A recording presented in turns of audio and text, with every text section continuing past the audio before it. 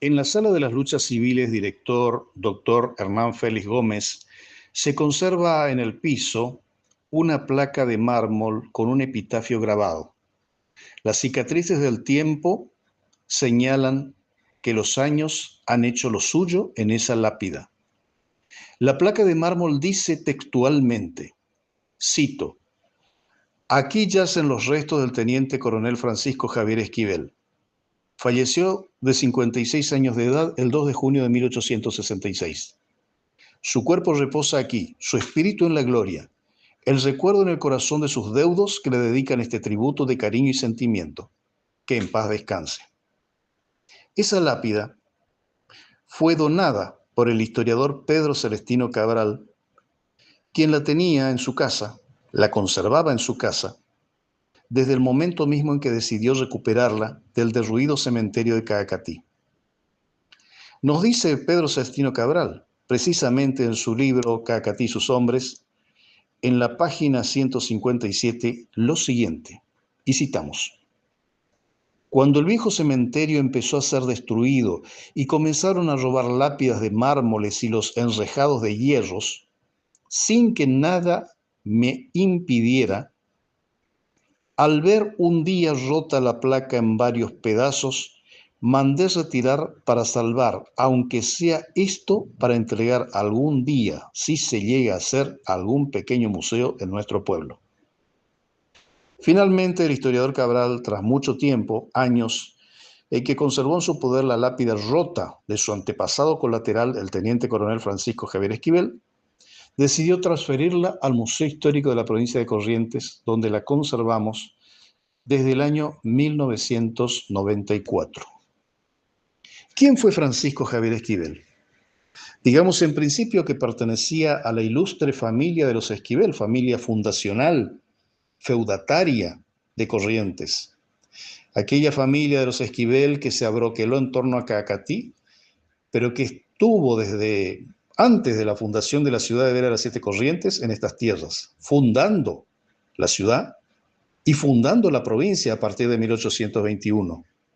Su tío fue el coronel León Esquivel, a quien el brigadier general Pedro Ferré nombra como uno de los hombres quien pudo haber sido el primer gobernador constitucional de Corrientes. Por su parte, Francisco Javier Esquivel, el teniente coronel al que hacemos referencia aquí, fue un hombre de armas tomar, un soldado, un hombre de su generación. Destacó principalmente en la Cruzada de Caseros, pero incluso hasta los inicios mismos de la Guerra del Paraguay, cuando decidió incorporarse incluso a las huestes, siendo ya un hombre de edad madura. Recordemos que para aquellos años, un hombre de edad madura era un hombre que tenía más de medio siglo de vida. La invasión de los paraguayos a Corrientes, que va a dar inicio a la guerra con el Paraguay, como la conocemos aquí, se dio el Jueves Santo 13 de abril de 1865.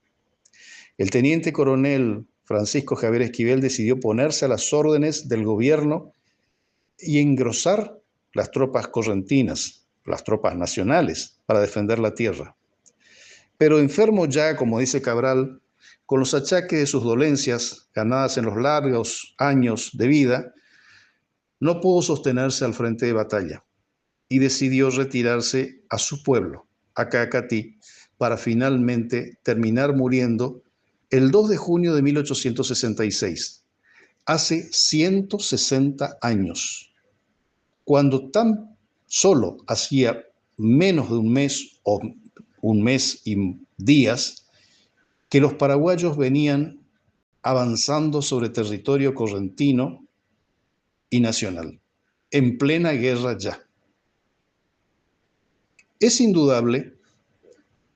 que la figura de el teniente coronel Francisco Javier Esquivel es una de esas figuras, es uno de esos hombres, es uno de esos correntinos de la patria en formación, de aquella pléyade de coroneles estancieros, como los llama el historiador Rial Seijó, que dejaron su impronta y su presencia en la construcción y defensa de la patria, y de su provincia y de su tierra. Finalmente, para cerrar esto, Volvemos a Cabral, quien en su libro citado y en la página de Marras dice lo siguiente: contaba mi madre, referido de sus antepasados, que antes de su entierro, se refiere al teniente coronel Francisco Javier Esquivel, venían viejos soldados, ex soldados, incluso compañeros de armas en sus dilatadas campañas de todo el departamento que ya no actuaban más que en la guerra del Paraguay, que querían despedirse hasta su última morada y que querían llevarlo hasta su última morada al jefe prestigioso. Por tal motivo, cuando se produjo su muerte, se tuvo que esperar 2 o 3 días, ya con el cajón cerrado, para su entierro que se efectuó en el cementerio que quedaba en la costa del Riacho. Esa fue la vida y la historia de uno de nuestros personajes, de uno de nuestros coroneles estancieros, de uno de aquellos hombres como fue el teniente coronel Francisco Javier Esquivel, de cuya memoria hoy nos queda en el Museo Histórico Provincial la lápida rota que cubrió su tumba olvidada en el viejo cementerio cacatiano.